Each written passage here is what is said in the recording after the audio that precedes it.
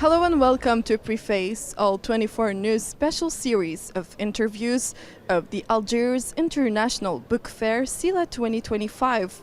I'm your host, Mara Blawer, and today I'm joined by Professor Todd Shepard from Johns Hopkins University, whose scholarship has reshaped how we see the Algerian War of Independence and its aftermath.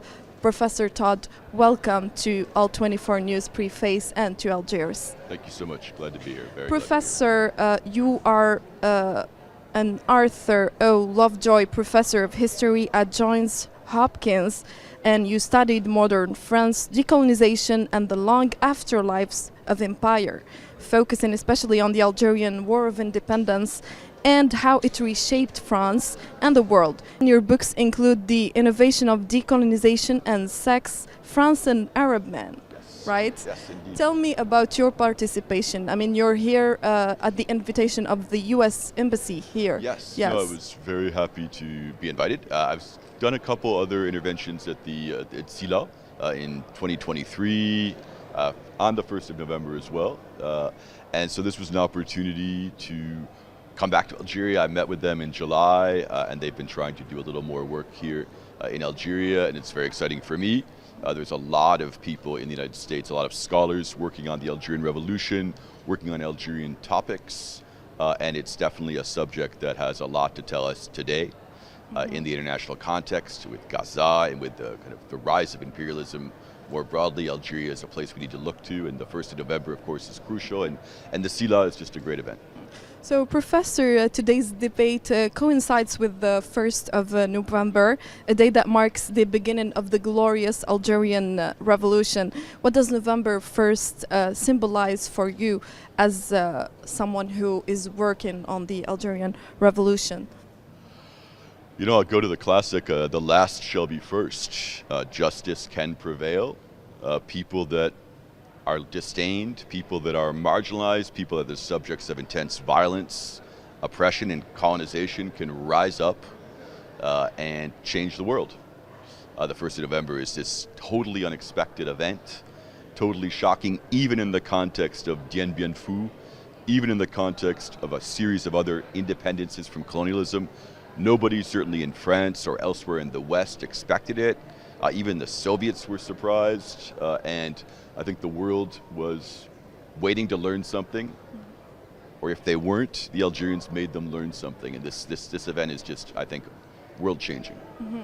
So, Professor, many of our viewers see the glorious Algerian Revolution not just as a national liberation, but as a turning point for the modern world.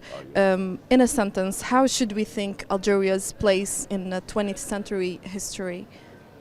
Absolutely central. Yeah, we did a conference 2012, in 2012, 1962, A World, and we're still just beginning to understand how much what shaped the world began in Algeria in 1954 and in the years to come. I think it's still being measured.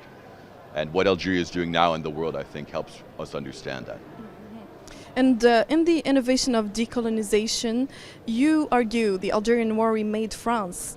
And could you explain briefly how the war transformed French geopolitical life and political, I say, life, and what that means for Algeria's legacy?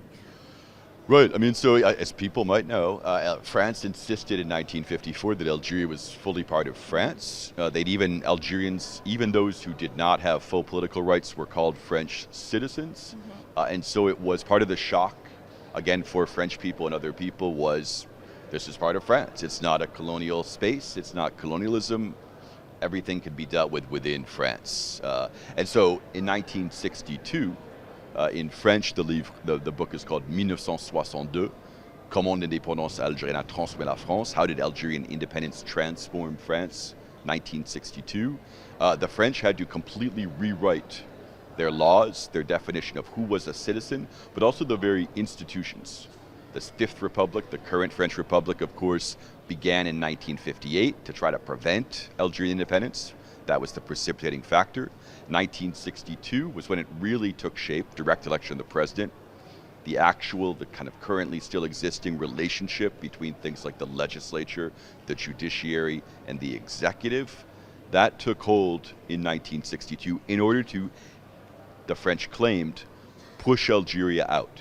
That is, they refused to recognize that Algeria had won, that they had lost, instead chose to act as if they were expelling Algerians from France. Nobody in Algeria really cared about this, but it had dramatic institutional consequences on France. And part of that, of course, was redefining the nation. They had insisted Algerians were French and French citizens. They made that even more true during the revolution to try to prevent independence. When they failed, they acted as if Algerians were not part of the nation. In fact, they suggested they weren't capable of being French. So the weight of that today is still heavy. We're seeing now this insane set of decisions and claims by French leaders.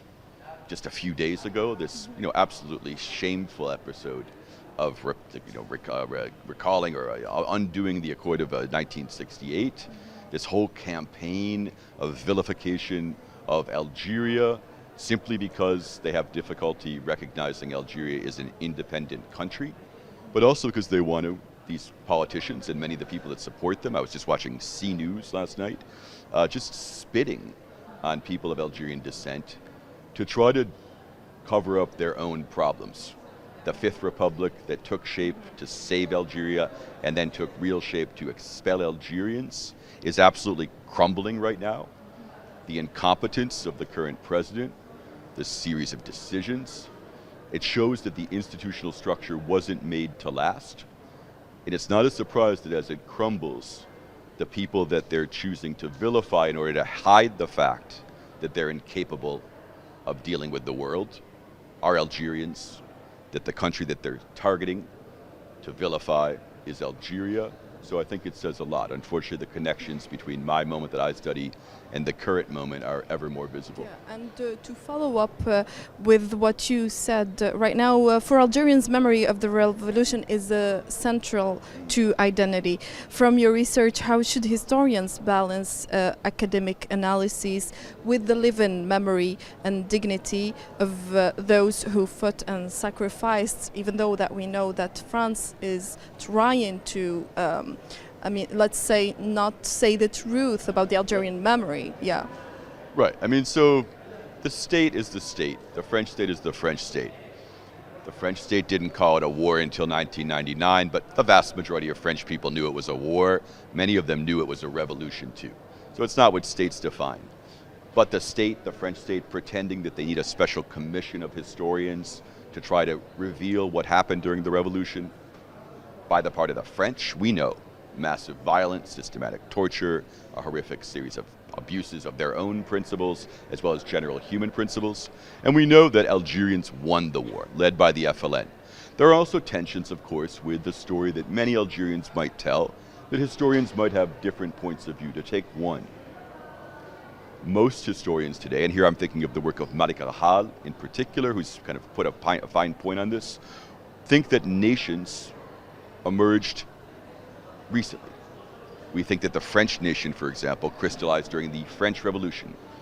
French people, French politicians can say it was Charlemagne or Vercingetorix thousands of years ago. The same thing for many historians for the Algerian nation. We believe, most historians today, that the Algerian nation crystallized during the Algerian Revolution, that it's based on histories that were long-standing, heritage, references, but the political event of the revolution crystallized something that's new. We also tend to think, that un seul héros de peuple is a powerful slogan, but like most situations, there were a certain group of people, in this case the FLN, and those who supported it, and again they were relatively small in number, and that's not at all surprising, that led the struggle. So these are differences of interpretation. But the reality, if we think about a comparison between, let's call it a French vision and an Algerian vision, certainly the Algerian vision hews much, much more closely to the evidence that we have. So it would be great to do more work here in Algeria. The National Archives here in Bkhadem are starting to open up. There's new leadership, it's amazing. But it's a real moment here that I think it would be great if Algeria had confidence in the incredible productivity and creativity of its revolutionary generation. It would be great to have more access to the archives, more access to evidence from the time period, so that we can have a more distant discussion. It's reasonable that Algerians, want to believe their family members, believe who's close to them, are engaged and interested, but want to be in discussion and dialogue with the big national narrative. So it's an exciting moment. And we noticed like a huge interest by American historians and authors in the Algerian Revolution, unlike classical authors, European and right. So I just want to know what's your take on that, and why do you think American historians are more interested? They gave it more voice. Well, so there's one thing specific to the very discipline of history, how we become historians. In the United States, until recently, the second largest group of historians working on one national space worked on French history. American history, French history. And that's because French history, notably the Enlightenment and the French Revolution, are absolutely emblematic of how historians think the world works, which is change, and humans authoring change. So the French Revolution is a great example of that.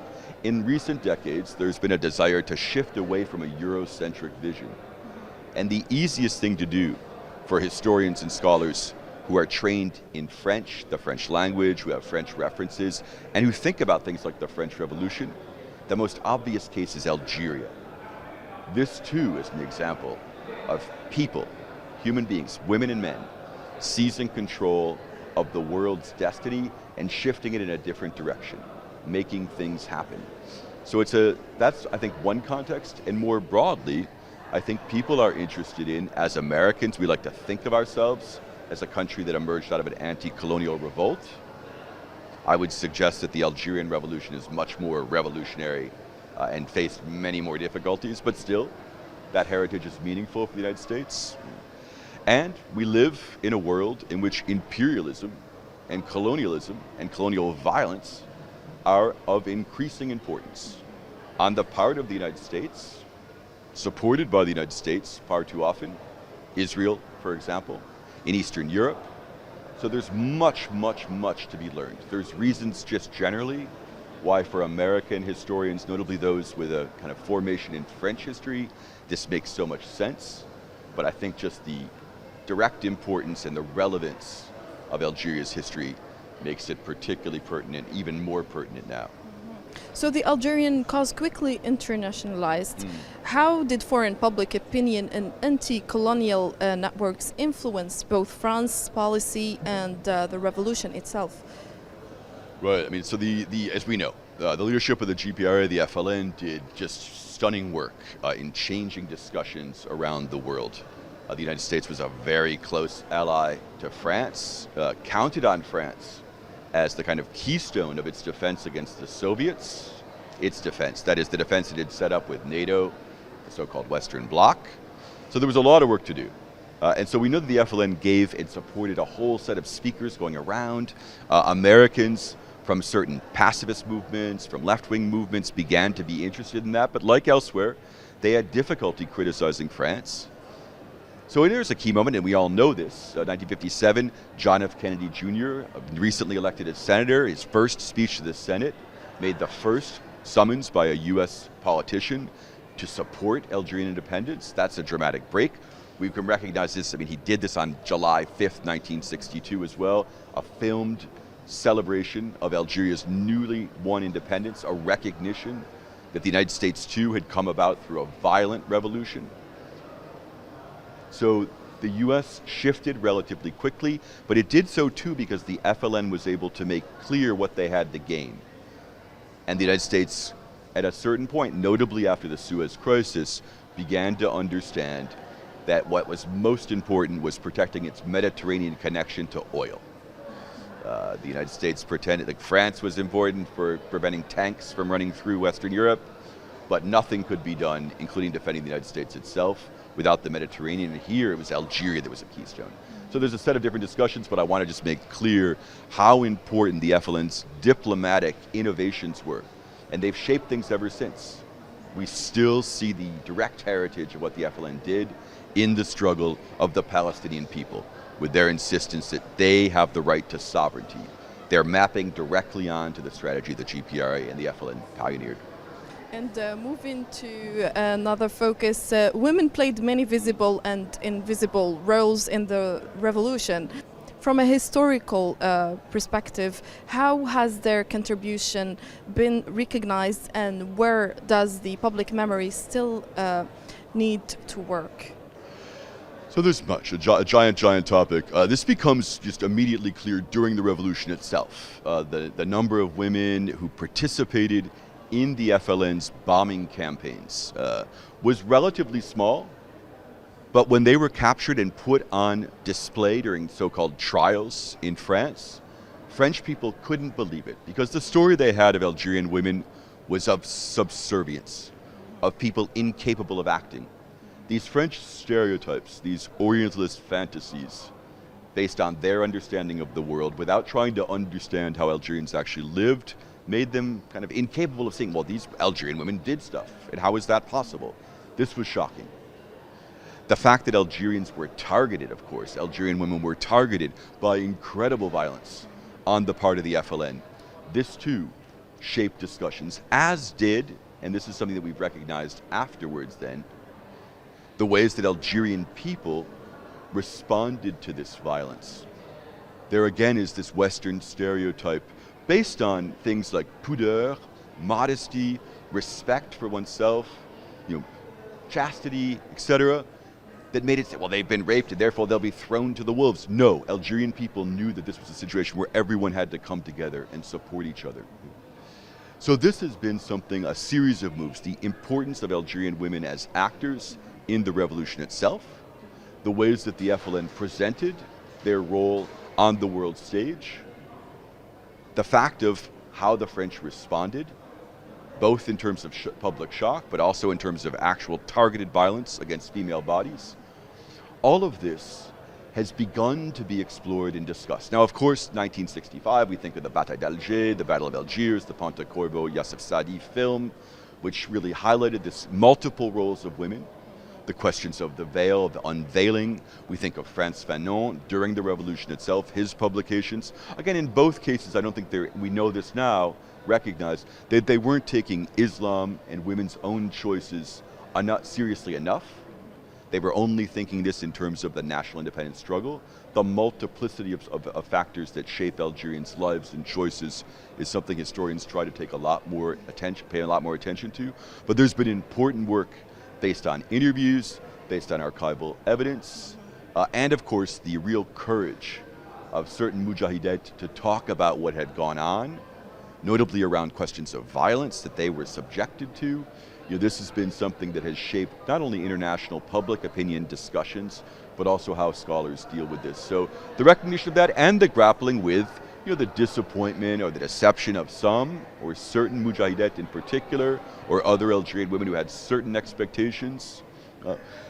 This is a set of topics too that there are multiple points of view, and it's good to get away from a French perspective to be able to open up the topic to notably Algerian scholars, Algerian women, Algerian discussions, and Algerian references. And so that's what I think we need more of. Professor Todd, also the young people were at the center of the uprising. So how did youth culture and student networks shape revolutionary ideas, and does that legacy show up in today's Algerian youth movements? I think so, yes. In terms of the second question, certainly the importance of young people is spectacular. The French realized at the time, you see this in their analyses of, we need to convince the youth, we need to convince the young, they are the rising population, and they're difficult. Their efforts were, interesting and surprising, but ultimately inefficient because they were incapable of recognizing the reality and the violence of colonialism. Young people participated massively. Obviously, the student strike, when students left universities to go join the Maquis, the Mujahideen and other struggles. This was a incredibly important moment. An incredibly important moment, notably in the case of the uprising, the Algerian Revolution, the FLN. One of the things that made it so exceptional is that it, unlike most other anti-colonial movements, certainly the leadership did not come exclusively from students, did not come exclusively from people that have been trained, in this case in French universities. It came from union organizers. It came from not officers in the army, but non-coms, sergeants, colonels, etc. So it's one of the few anti-colonial movements that is led by people that were not so-called évolués, that didn't come up through the French system.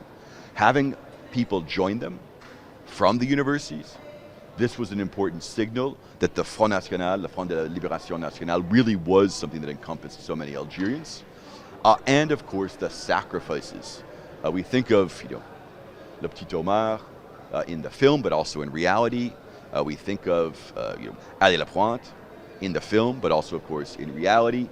And we think of so many who sacrificed, so many young people whose lives were either destroyed or whose bodies were crippled and destroyed or directly affected. That sacrifice was amazing and that heroism was stunning. And so, very reasonably, Algerian youth today draw inspiration from this. You see it in terms of music, you see it in terms of youth culture, you see it in terms of the ultra, the fans, the stadium, the tifosi, just the art. Like, when we see the connection to the Palestinian struggle, I think that's a really powerful description too. And of course the desire of Algerian young people today, students and others. And luckily the student body today, again, the French let almost no Algerians into universities. Today, scholarships, massification of the universities, so many people are students. They want to play their role in shaping Algeria and making its future better, and it's very reasonable given the example they have of the preceding generations. Mr. Todd, what testimonies surprised you the most while studying this era? Yeah, I'll say this. Right now, I'm trying to work on the periods of the democratization moment in 1988. To 1962, and there's some just incredible moments. I'm again trying to explore how developments in Algeria shape developments in France. But there's incredible things. One of the things, for example, in terms of the feminist movement. The feminist movement in Algeria in 1988, 1989 has multiple visions of how to deal with political Islamism. Different evaluations.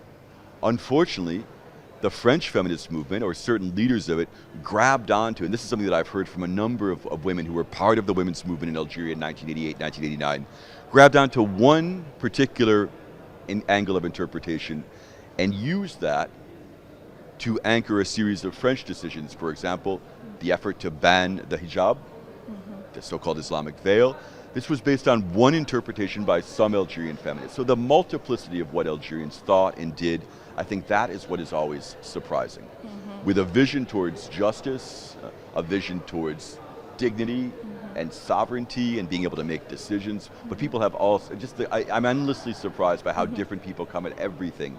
The revolution, their engagement, their decision of how to respond, either to French pressure or to the suffering that the war imposed, or more recently, again in the late 1980s and early 1990s, how they got to a position of thinking about their own implication and trying to remake Algeria yet again, just how many different ways of thinking they are. This is part of what colonialism tries to do, is reduce people to one group, black and white, colonized and colonizers. And part of what the Algerian Revolution reminds us, and this is what racism does, this is what Orientalism does, is just try to reduce people to, you are this part of a group. People are individuals. And the Algerians have constantly shown that they can come together for collective visions, collective struggles from all sorts of different positions, and try to keep on holding on to what they want for themselves as well. That it doesn't surprise me per se, but it's just always amazing to see. So, Professor, finally and briefly, as we mark another anniversary, what single lesson from the glorious Algerian Revolution would you ask the world to carry forward? Western colonialism in its modern form is viciously violent and dehumanizing. What we've seen in Gaza since October 2023 is just the most dramatic and visible manifestation of that. That is what the Algerian Revolution reminds us of, and that is people have kept reminding people. Algeria won, Palestine will too. I think that memory of colonialism of this type is unacceptable, and we should not be able to support it. Professor Todd, thank you so much for your participation here at Preface All24 News interviews, and thank you for being in Algiers, and welcome. Dear viewers, thank you so much for joining us today, and see you soon, and do stay tuned at All24 News Preface special interviews at the SILA 2025. This was your host, Marwa Belaiwer.